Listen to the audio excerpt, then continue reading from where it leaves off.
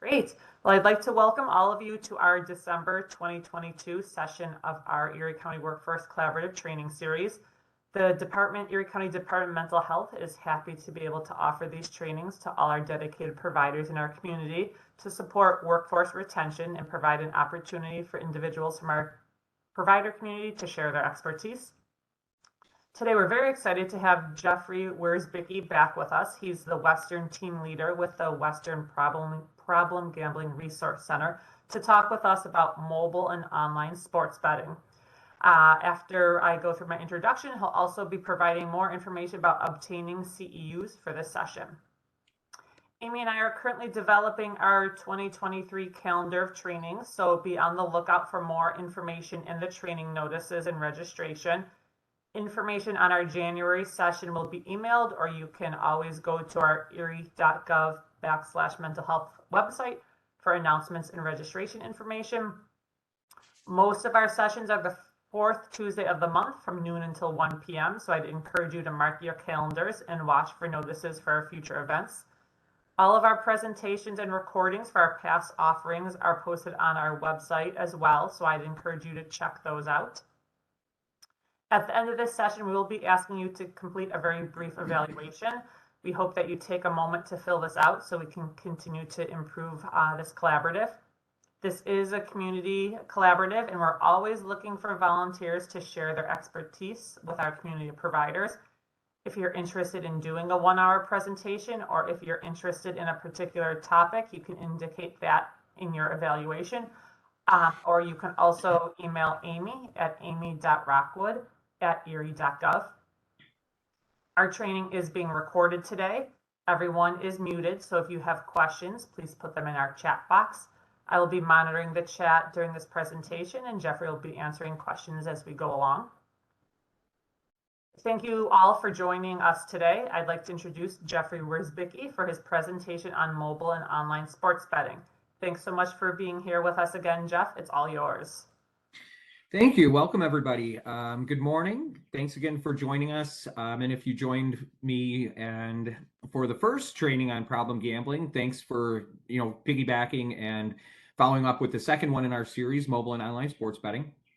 As was mentioned, the chat is being monitored, so feel free to put your questions in the chat, and we'll also hopefully have a few minutes at the end for questions depending on how many questions we have going along. But my contact information will be up at the end, so you are free to email me or call me with any questions, especially if you have any questions that you might not feel comfortable asking in front of the whole group. So with that being said, I will be sending out a link to a survey. This is in addition to the survey that you'll get at the end. In the survey, it's just about this presentation. If you need credits, either social work credit or KSAC credit, you will simply fill out the certificate, check which one you need. If you have a social work license, you will need your license number because I'll put it on the certificate. And also, however you want your name to appear on that certificate will be exactly how you put it onto that survey, and whichever email address you'd like it to be sent to as well, whether it's your work email address or personal email address. So with that being said, I am trying to move forward. I am Jeffrey Wierzbicki with the Western Problem Gambling Resource Center. We are under contract with the Office for Addiction Services and Support, so this presentation wouldn't be possible without them. We want to say thank you for that. Our parent organization is the New York Council on Problem Gambling out of Albany, and we are neutral when it comes to gambling, and we just want to make sure the people who need the help can get the help that they're looking for. So along the way, if we have any questions or we ask any questions, we're not the gambling police, so feel free to answer if you feel comfortable. So today we're going to focus on mobile sports betting among several other topics related. We're going to discuss gambling and how to define it, mobile sports betting and how it works. Many people are familiar with the term mobile sports betting, but don't exactly know what that involves or kind of what that means outside of the gambling activity. And knowing how that works really helps us be able to identify if someone is having a problem or if their risk is increasing. And with that, we'll also be looking at the risks of mobile sports betting. And when we're looking at the risks today, we're not going to necessarily be looking at the risk of mobile sports betting as the activity, because we know gambling is risky. along the way, all of that risk is going to be talked about, but we're also going to look at some of the risks associated with mobile sports betting, such as advertising and pieces like that. We are going to talk about the safeguards. So if you are working with clients or you do come across someone presenting with problem sports betting, there are some safeguards in place within mobile and online sports betting apps. We're going to look at what the future is going to bring. There's a lot of changes coming down the line. It seems like every day I hear about new things that are being added to the accessibility of sports betting and just the revenue really that's coming in. Who is impacted? We're going to look at different gambling behaviors, problem gambling, gambling disorder, of course, some warning signs, and finally, where someone can get help. If there's anything else along the way and you want to throw it in the chat, just feel free to kind of jump in and share what you're interested in learning. So we've said gambling a whole bunch of times already, and if you were with us for the first one, that's where we're going to start really quickly, is just identifying what gambling is and defining it. We're not necessarily looking for what types of gambling, but we're looking for the definition of gambling. Our definition of gambling is pretty straightforward. We use 4 terms to define gambling. Gambling is, the first term we use is risk. Risk conveys something bad can happen. Term number 2, value. Typically, we think about money as that's something of value, but it can really be anything that's valuable to people. So property, jewelry, cars, people have wagered physically themselves or other people. So anything that's valuable that someone is willing to wager can be used in a gambling activity. Chance is the third term we use. So chance means the outcome is uncertain. Why would someone risk something of value on a chance? They're risking something bad can happen to something valuable to them on something that the chance is not certain. Why would someone do that? It's because of the reward. Someone is looking to cash in on, whether it's lottery tickets, whether it's a poker game, slot machines, that's the reward. So when we're defining gambling, we're looking at this as risking something of value on a game of chance for a desired reward. So as we move forward, when we talk about mobile sports betting, we're referring to risking something of value on a game of chance for a desired reward as gambling. We're going to start with some of the types of gambling that's legal in New York State. And I always say I'm going to put these in chronological order, but I haven't yet. So if someone wants to email and remind me, I would love to get these in order one day. So if you look at types of gambling in New York State, so some of the first gambling that people were betting on in New York State was horse racing. So in 1959, New York State legalized horse racing. And as you can see, as we look down the line there's kind of a progression in what's being legalized. Then we had the lottery being legalized. You had OTB opened up so people could bet on horse racing outside of the track. Tribal casinos in 1993 came to New York State. I live in Niagara Falls, and I remember very clearly when the casino moved into my area. Then we have bingos, raffles, slot machines. And then we get to sports betting. So sports betting was legalized in 2019, but you had to go to a brick and mortar casino. So you'd have to go into a casino, you place your bet, you leave, or you stay and watch the game. If you win, you lose, you have to go back to the casino. There was a buffer between people and their betting. There was that time away from the betting activity or the way that they could bet.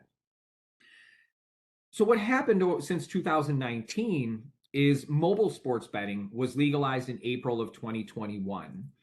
And one thing we can kind of see between 2019 and 2021 when it was legalized was COVID.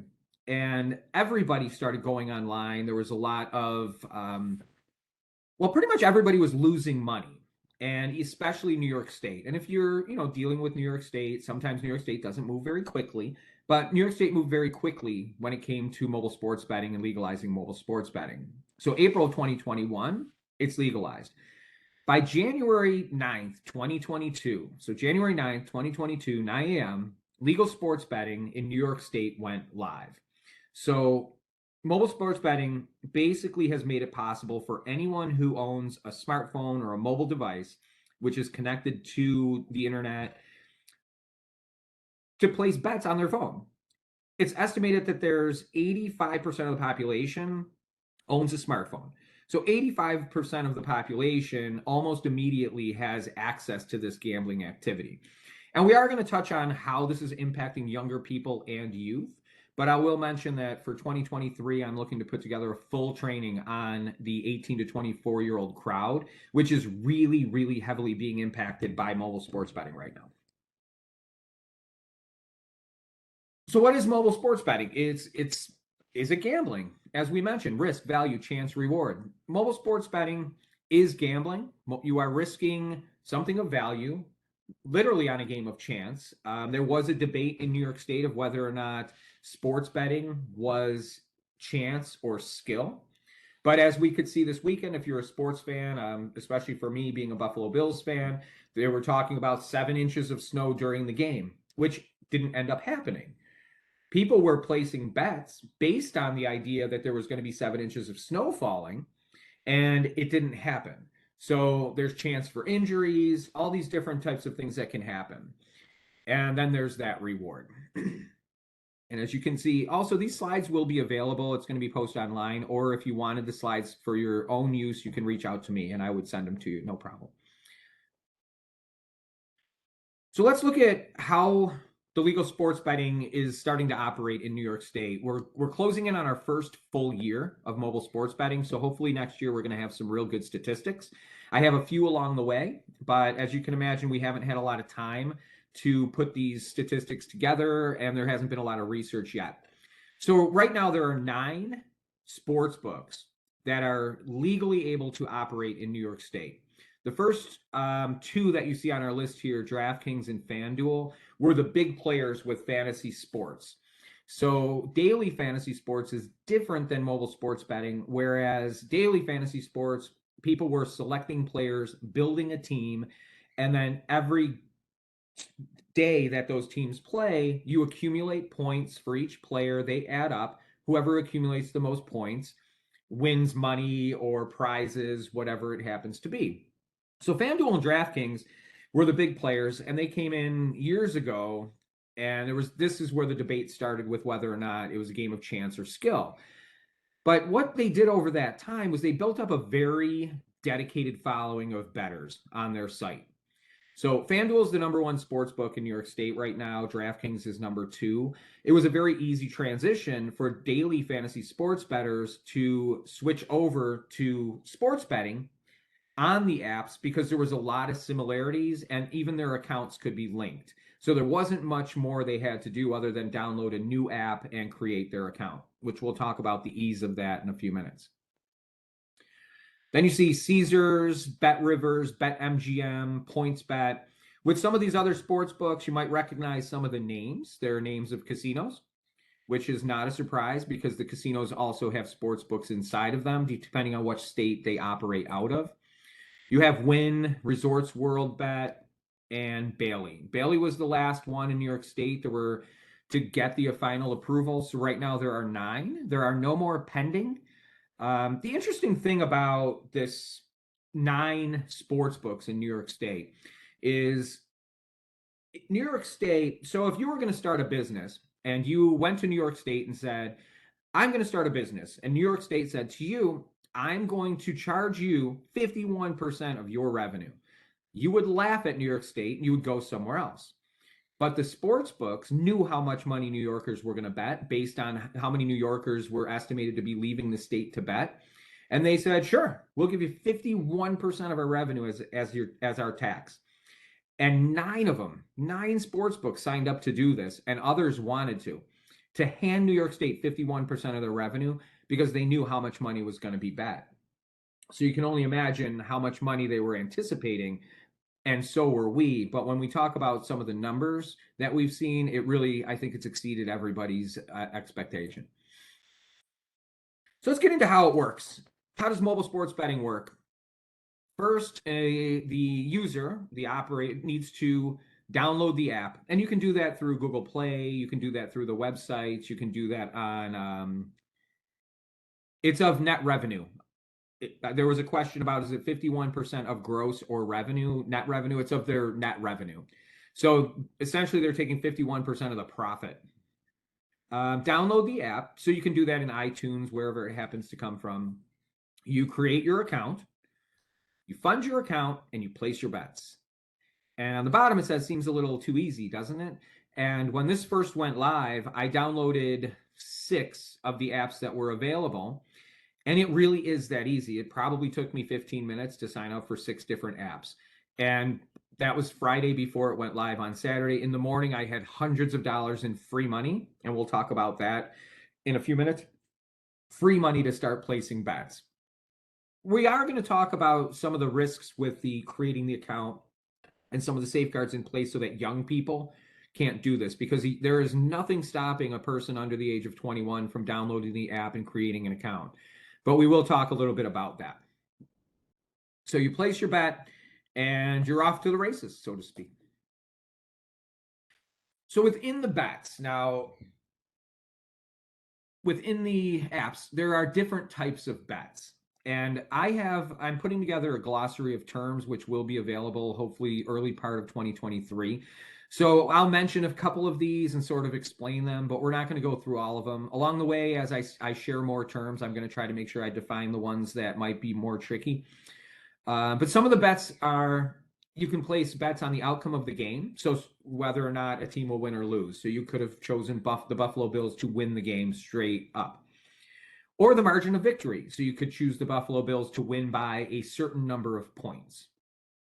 A parlay is a multiple bets piled on top of each other. And what that does is increase the odds against you, but it increases the amount of money that you could win. So especially with younger, newer bettors and inexperienced bettors, parlays seem great because a lot of the inexperienced bettors look at different teams and they think, oh, they're going to win. This team's going to win. Oh, I know they're going to win. So they pile these bets one on top of each other, and $25 bet looks like they're going to win $5,000.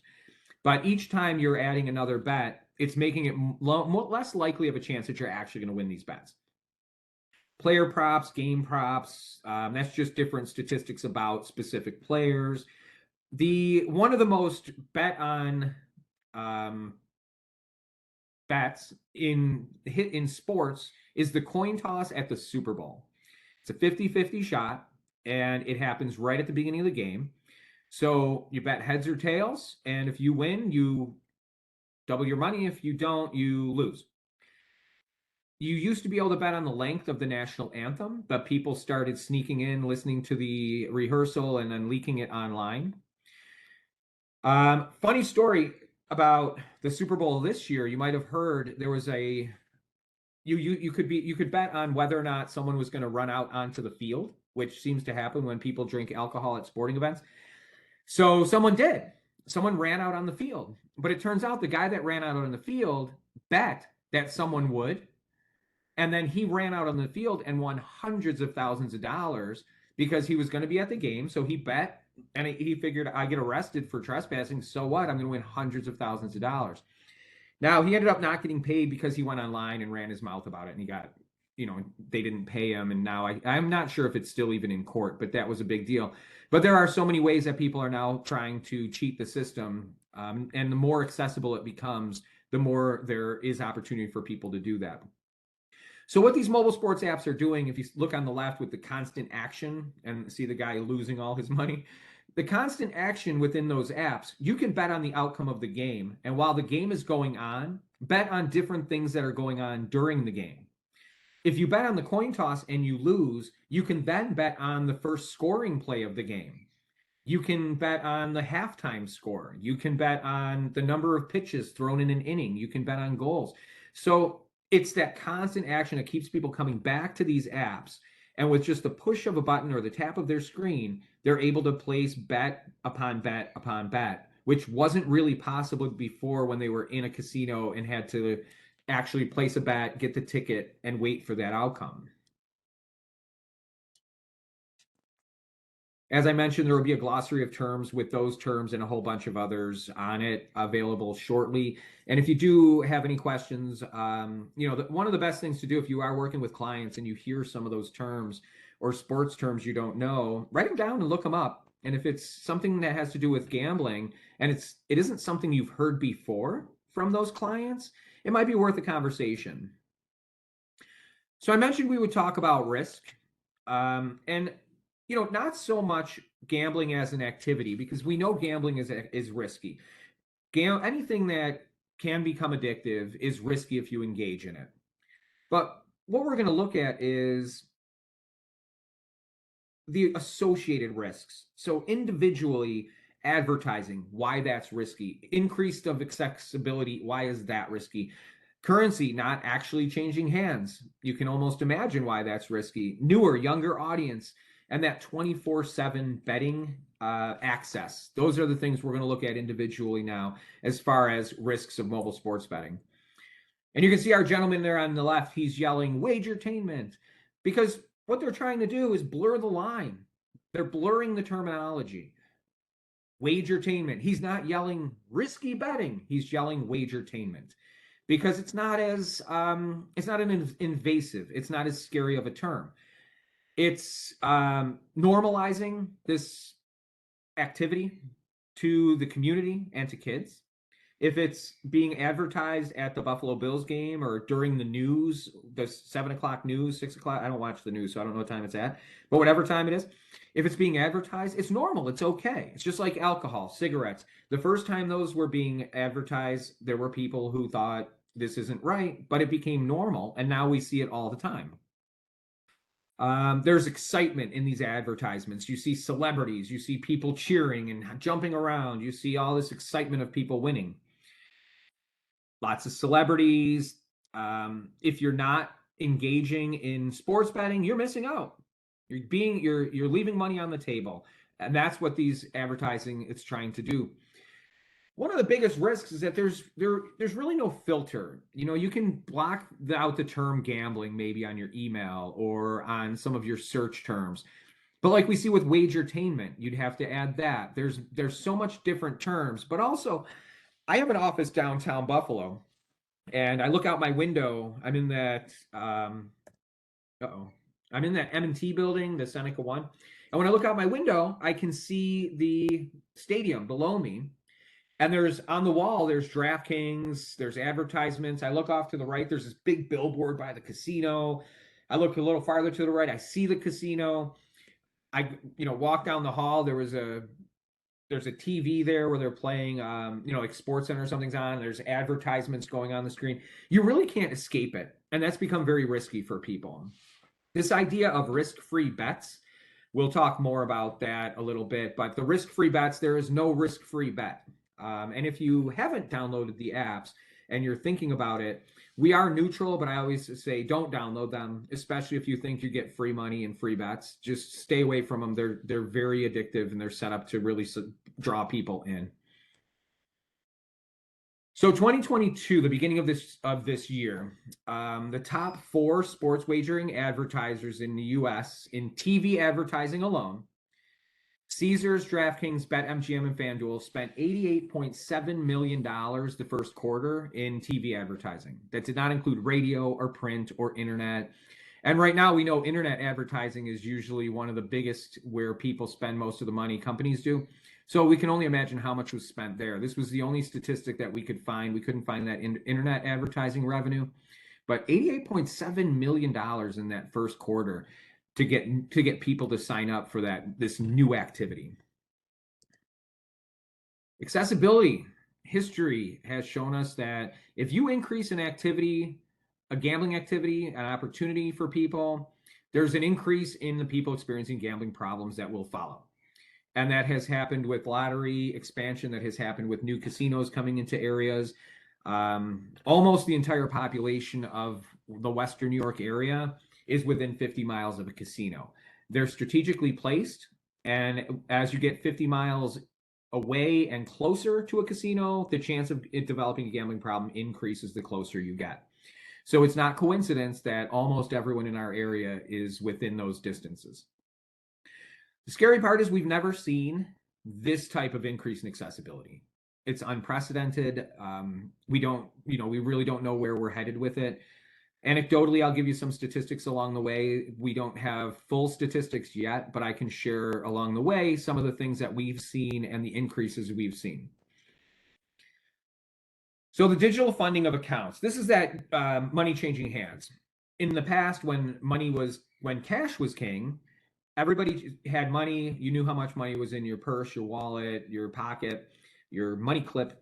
But now everything's debit cards. Everything is, you can pay with your phone. You have Apple Pay.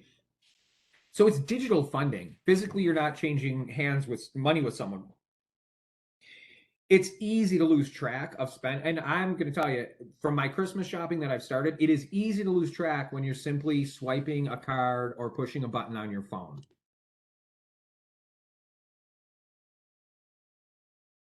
Some of the concerns with the way these accounts are funded. Yes, it's digital. New York State did put in place, you cannot use a credit card to fund these accounts, but you can use a credit card to buy a prepaid debit card and then fund your account with your prepaid debit cards. So it's an extra step, and people are not, necessarily stupid that they wouldn't be able to figure that out. So you can use a credit card, cash advances off of a credit card, and then you can put it into your checking account.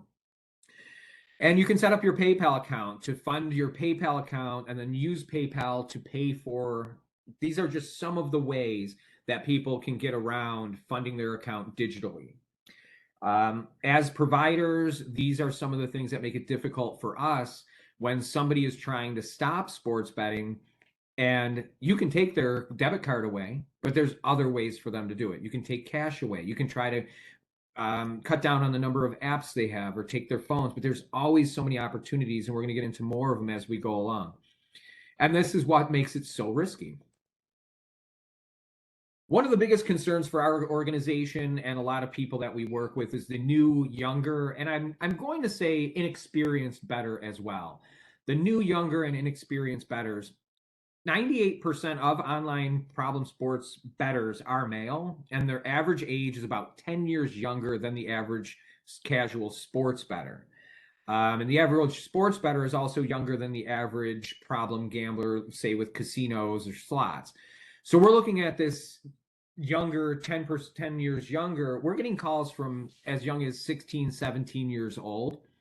And you might be asking, how? How can they even be sports betting when they're not old enough? And we'll talk a little bit about that, but we are seeing a drastic increase in the number of young people, and especially younger people and their parents. College kids who are burning through their college money betting on sports, and their parents calling because they're concerned. And college towns are being targeted with that marketing money that we were just looking at. College towns are being targeted because if a new, younger bettor, they're inexperienced, they don't know necessarily how to bet, they're betting on sports they're not aware of how they work, and the sports books are making money off of that. So one of the very recent study, this was before mobile sports betting was legalized. The National Council on Problem Gambling out of Washington found that there were 4 factors that problem gambling habits had in common. And this is where we're going to tie all of the risks that we just talked about into sports betting with problem gambling factors and what they have in common. So online gambling, increased risk for problem gambling. Mobile sports betting just went online. Youth, younger, inexperienced bettors, they're being targeted. Youth was one of the factors of problem gambling. Poor understanding of gambling. There we are with the inexperienced bettor. And then sports betting. So these 4 factors, before mobile sports betting was legal, these 4 factors were problem gambling habits that were in common with problem bettors or problem gamblers. Problem sports bettors have all of these exponentially increased because of the online aspect of sports betting. And that's what makes all of these things so risky and so dangerous for the population in New York State. So 24/7 betting, the risk of this is pretty straightforward. So just think about someone who might be struggling with gambling. And gambling, gambling's a way out for many people. Winning the lottery, winning a big jackpot at the casino, it's a way out. It's a way to help their family. So I can place a bet at home and watch a game. There's got to be basketball on tonight. I place a bet. I watch the games. I place more bets. I lose. I place another bet. I go to sleep. I wake up in the middle of the night. I'm checking my bets. I lost. I place a couple more. I go to work in the morning. When I get to work, I check my bets. I lost. I'm going to place another couple of bets. It's so easy to keep piling on and piling on. And during that time, as we know about the irrational thinking, somebody who's struggling with betting is not necessarily thinking, I just bet $2,500 yesterday. I can't bet another thousand today. Because if you're down $10,000 betting, how many times do you have to win to get that bet?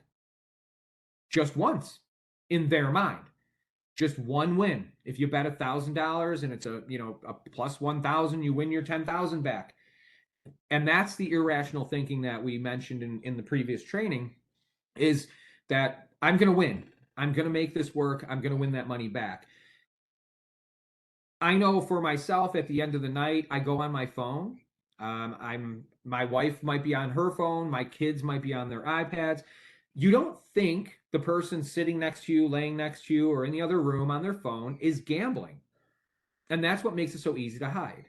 Phones and mobile devices are part of our everyday lives, both at work. If I pull out my phone right now and said, "Oh, sorry, I just got a call," I could place a bet right in front of everybody, but you wouldn't suspect that. And that's what makes it so easy to hide.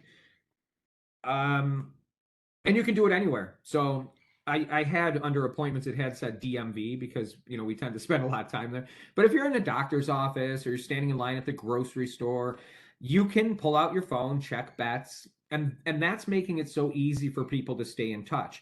And the way these apps are designed is there's numbers that are constantly moving. You can follow games in the app. It's action, it's excitement. It gets the bettors into it and excited about it. Real quick trivia question, if you want to take a guess. We talked a little bit about money. So this is the first 35 days, and if you can believe it, we're almost to 2023. So January 9th, the day we went live, Saturday, to February 13th, which this includes the Super Bowl. So how much money do you think the New Yorkers wagered on mobile sports betting in the first 35 days? So if anyone wants to take a guess, throw it into the chat. How much money did New Yorkers wager on mobile sports betting the first 35 days? And I will give you a hint. New York is now the sports betting capital of the United States. I'll just give you a second just to be conscious of time. Any guesses? $1 billion? That's a good guess. Nobody? All right, maybe if we have another trivia, we can get a little more involvement. New Yorkers, the first 35 days wager. Well, the first 35 days was 2.4 billion. I updated this slide because I did get a 4-month. So the first 35 days was $2.4 billion. In the first 4 months, which is the most recent I could find, $6 billion in the first 4 months. And here's what's interesting about that. The major sports, the 4 major sports are basketball, hockey, baseball, and NFL. But once we pass the Super Bowl, you really only have basketball, and then baseball eventually starts. But people were still betting. People were still betting millions of dollars, even after the 4 major sports were shut down. But what does that equate to? $412.3 million in revenue for the sports books. New York State, in tax revenue, got $210 million in the first 4 months of legal sports betting. New Yorkers are losing about $4 million per day in sports betting. $4 million a day New Yorkers are losing. And when you think about inflation and the rise of all the prices and housing costs, for that to still be happening, you can see that there are a lot of people who are using this to try to get out of trouble and keep themselves afloat. So are there any safeguards? Safeguard is a measure taken to protect someone or something to prevent something undesirable. You would hope that as this was going on about legalizing it, there were people out there saying this could cause some problems. And you were right. Our organization, New York Council on Problem Gambling, was very involved with the process and advocating for a lot of safeguards to be put in place. And we're going to talk about some of those safeguards. And these are important if you're working with clients, especially if you work with clients that might be presenting with sports betting problems. We're going to talk about how you can sort of safeguard the apps. So when we talked about creating an account, there is a verification of age, but you put your date of birth in. So there is a way around that for a young person. I'm going to touch on how young people, there is a way eventually they get shut down completely, but a young person can get in trouble by just putting a date of birth in there. The Hope Line text and the phone number for the Hope Line is in the responsible gambling section. I will tell you on most of these apps, it's not easy to find, but it is there. There is an automatic session logout. So if you close the app after placing a bet after a certain amount of time, you will automatically be logged out. And when you have to log back in. And that's great, but people remember their username and password, especially if they log in every time and they're betting on sports. So what has been put in place is they're logged out, but every time you log back in, the Hope Line number and the phone number pop up and say, if you have a gambling problem, call these numbers. So that's really a great thing that's been put in place in case someone's starting to recognize they have a problem. Setting limits. Within the apps, you can set a limit on how many deposits or how much you can deposit, whether or not you can use a credit card.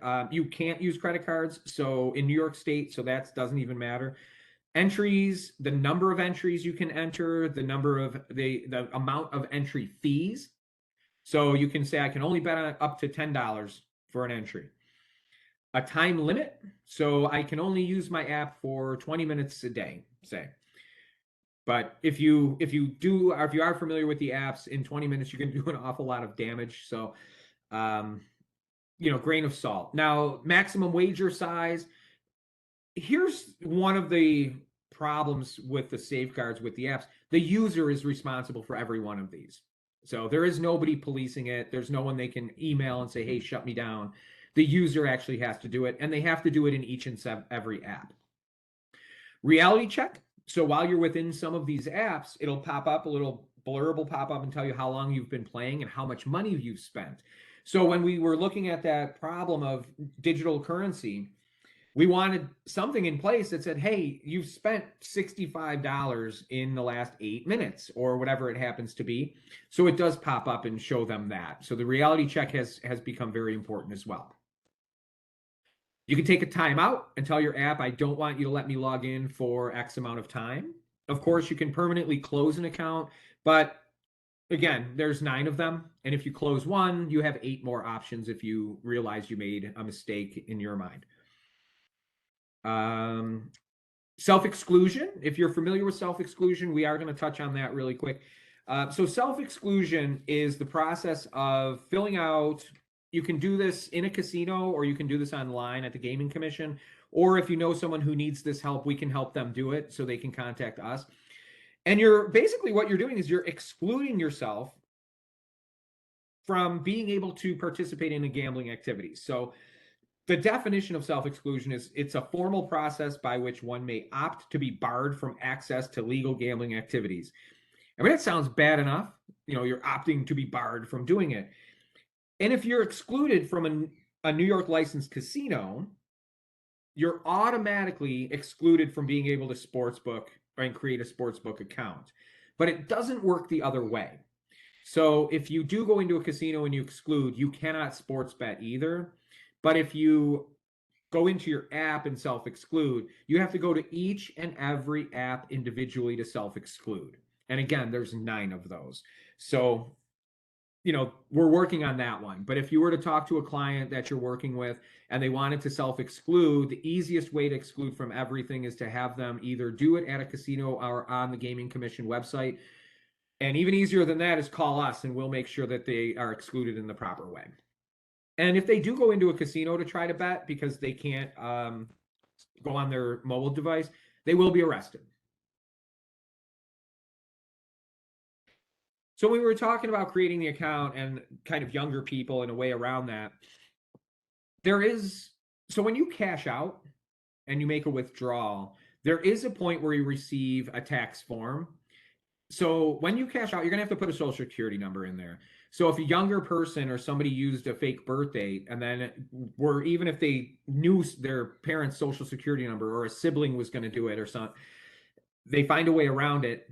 At a certain point, they're going to have to pay taxes. And if that person is unaware they're doing this, that person is going to have problems, and it's going to come back on that young person. So it's best, if you're working with younger people, to explain to them that there are ways to try to get around sports betting and using these sports books, but there isn't a way to never get caught. And of course, the fraud, it's a fraudulent account. So if it is discovered that they were doing it and winning, you could also be sued and lose the money as well. So what's next? We haven't reached the peak of mobile sports betting or sports betting in general. Things moved pretty fast over the past couple years that we've seen. There are going to be betting kiosks within stadiums and within sporting event venues. So you'll be able to go into, is it called KeyBank Center now? I can't keep track. So you can go into the Sabre Stadium or Highmark Stadium. You can go see the Bandits, and on your way in, you can place a bet. When we think back to the advertising, to the normalization, to young people being exposed, this is just one more way that this is becoming normal in society. But I want you to just think about the problem that it could cause if you do have a problem sports bettor who is down tens, if not hundreds of thousands of dollars. And we've had clients with as much as $350,000 to $500,000 in debt. And they go into a sporting event and they bet everything they have left on a sporting event, and they lose. Now they're leaving that sporting event surrounded by thousands of people, and they're distraught. They might be at wit's end. It can be a very dangerous situation for someone and for innocent people when you're doing this and just making it more accessible. There's a couple apps for the mobile or the streaming devices like Roku and Apple TV. Fubo TV in some markets now. Fubo TV is like geared towards sporting events in a streaming app. So it'd be like Amazon Prime or HBO Max for sports and different channels. And you can use your controller to bet on games on your TV. So now they've even eliminated you having to pick up a separate device, and you can bet with just one controller. So every time we turn around, there's more and more opportunity. I wouldn't have even imagined that, but sport books and these gambling venues are looking for more and more ways all the time. And we've noticed, and we have seen that they are moving pretty fast. So the idea with this is, and these are already in a bill in the Senate. I think it's in the Assembly now. It wasn't passed last year, but it's there and it's waiting. The idea is, if you have money riding on a game, you're going to be more emotionally involved. And I would say that's probably true, but not always in a good way. The idea is to increase attendance. They're always talking about fan engagement, right? Getting more people to the games, because we have HD TVs and we have our couch and our fridge, our own bathrooms. So they want to get people to the games. So if they're walking in and spending money, they're going to be more engaged, they're going to be more excited, and therefore possibly feel like they're having more fun at the event. There's a quote here from the Brooklyn Nets NBA basketball owner, Joe Tsai. Betting itself is a huge fan engagement tool. People tend to get more emotionally involved when money is involved. So the owners of the venues are on board because they want more people coming in and more ways to make money. Of course, the venues will probably get a cut of that money. So it's becoming where the advocacy is coming from. In the 10 years ago, the idea of betting being okay with the National Football League would have been unheard of. But that changed really quickly when all that revenue talk came in. So who is likely to be impacted? as we know, there's no like single face to problem gambling, but there are some factors with mobile sports betting that might lead to an increased risk for some people. So anyone who gambles on sports is generally already at an increased risk over others engaged in other activities like casino games, slots, or lottery, as we've mentioned. Young people are being targeted, and males, and we're talking biologically male. We don't have any statistics really on the LGBTQ plus right now. So when I do say male and female, I am referring to biologically male and female. But males have always been at risk for sports betting problems. And now with this increase in accessibility, it's only going to compound that problem. Inexperienced bettors and those who may just be curious about the apps. And that's when I mentioned if you think you're going to get free money, there's a lot of bets that say if you bet $25, you make a deposit of $25, you get a $250 bonus. But you put 25 of your own dollars in and you get 250 extra of their money, but you can't withdraw that money. You have to bet through the money. So, and typically it's in $25 increments. So what they're doing is teaching you to come back to the app. They're teaching you to place larger bets than you might be comfortable with, but it's not your money. And if you happen to win, most of our clients have that story of that win and really where it went downhill for them, that first win. If you have five $25 bets, 10, 6, 12, however many, 6, I think, you place a couple of bets, you're probably going to win one. And that winning feels really good. But you have to bet through all that money before you can make a withdrawal. And they're hoping you win a couple more times and you learn how to use the app.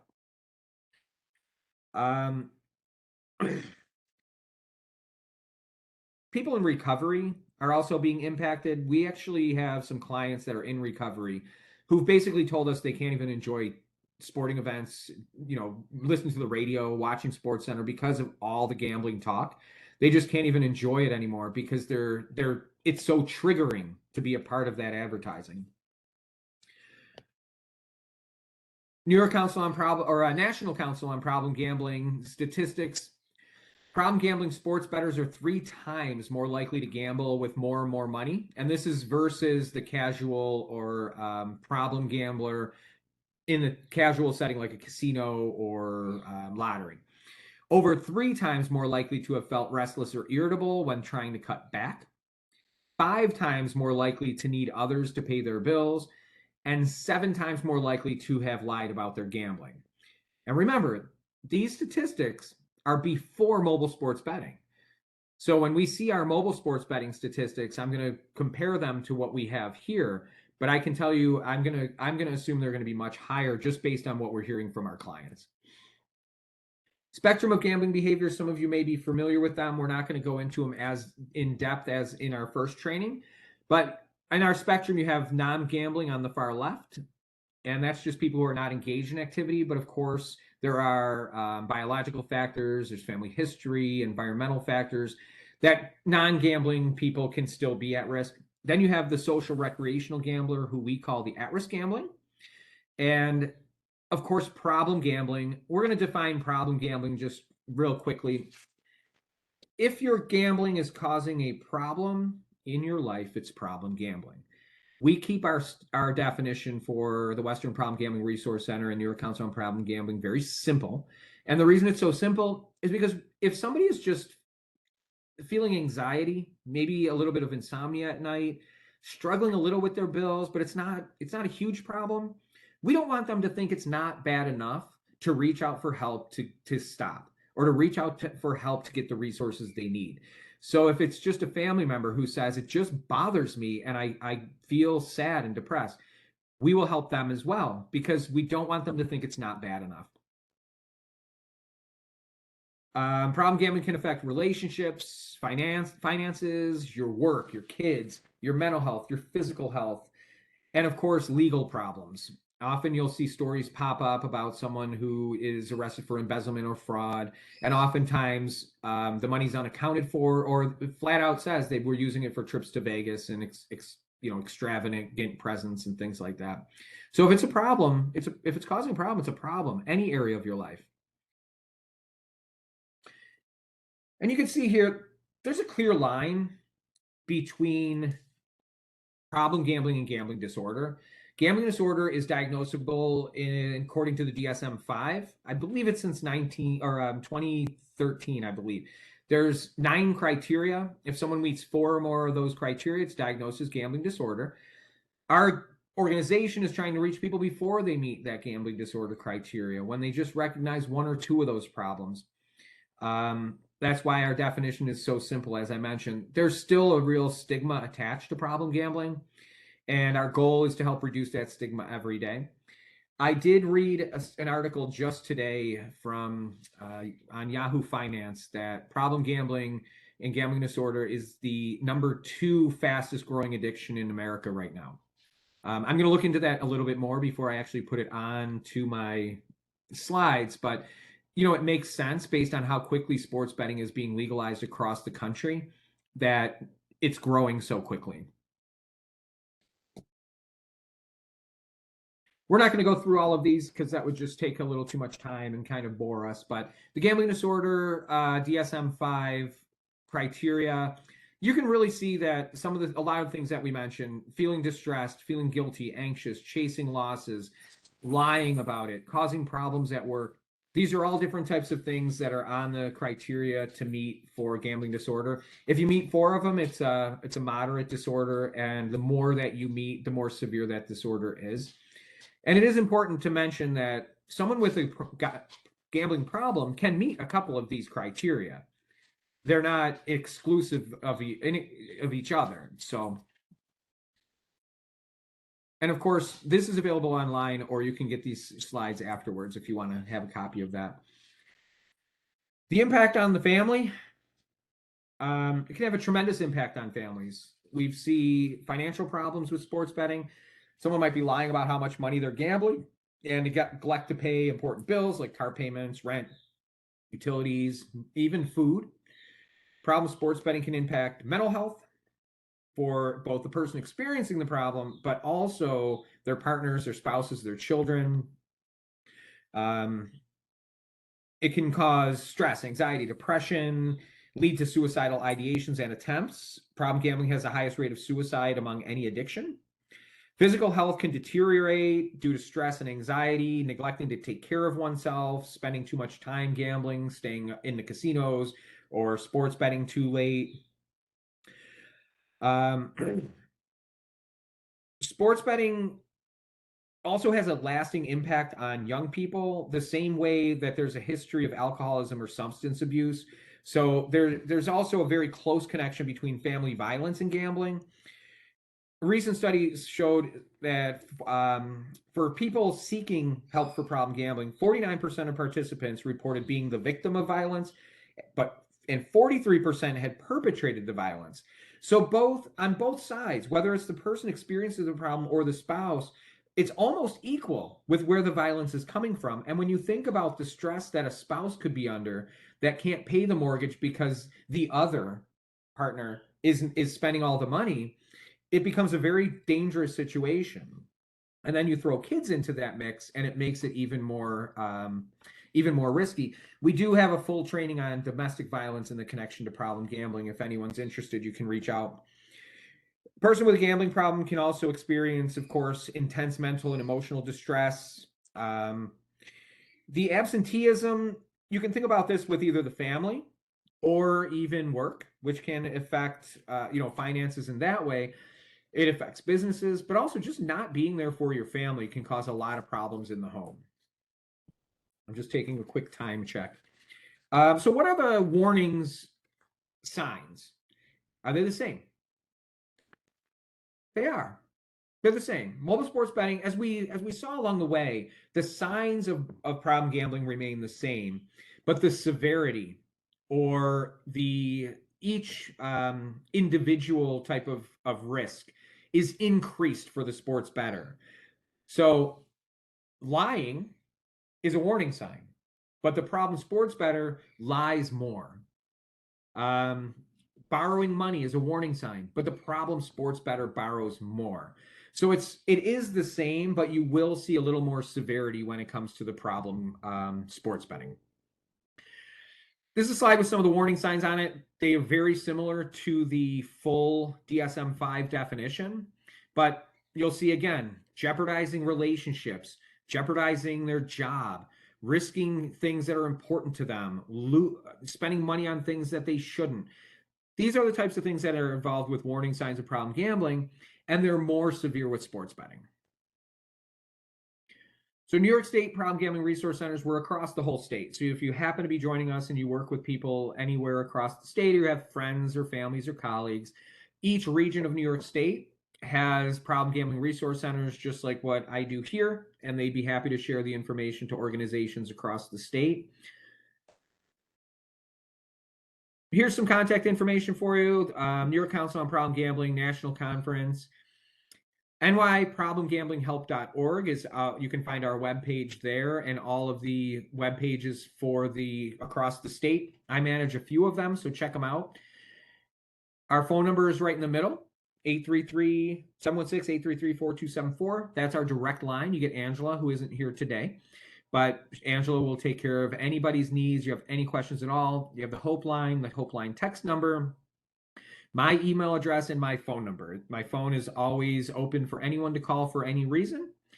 And we are on Facebook at Western PGRC, so feel free to follow us on Facebook at Western PGRC. We put a lot of information out. I will forward to Amy and Kathleen an invitation for our statewide conference that's in Albany in March. If you're interested in attending it, it's in person this year, which is fantastic.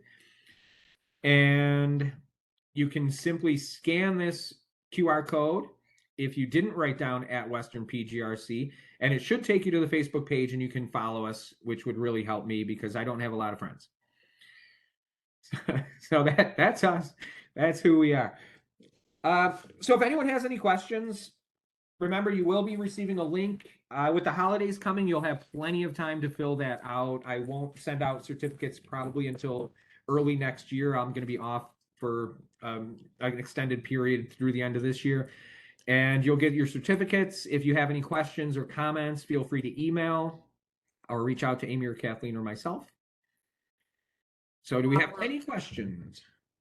I was going to say, while we're waiting for any questions to come in, I'll just let everybody know that Amy did post the link to the evaluation in the chat. So feel free, please take a few minutes and fill that out. Today's presentation will be posted on our web page, so please visit that as well. And I'm just looking to see if we have any questions that have come in. I don't see any specific questions. So just wanted to thank you, Jeff, for your presentation. As always, that was great. Thank you, Amy, for coordinating as usual. And thank you all for participating in our session today. I'd encourage everyone to mark your calendars again for our upcoming sessions. They are typically the fourth Tuesday of the month from noon until 1. More information will be coming out soon regarding our January session. We'll be sending out notices for our 2023 sessions as well, or you can check back at our erie.gov/mental health website for more information. If anyone is interested in being a presenter, please let Amy know, or if you have ideas for topics you'd like to learn more about in the upcoming year, include that information as well, whether it be in your evaluation or you can email it to Amy. And again, thank you so much, Jeff, for a great presentation, and we'll see you all next month. And everyone have a wonderful holiday and Happy New Year as well. You too. Happy New Year. Just checking for questions again, but Jeff, I don't think I saw any questions that came through me at least. Okay. Did you happen to see a total number of people?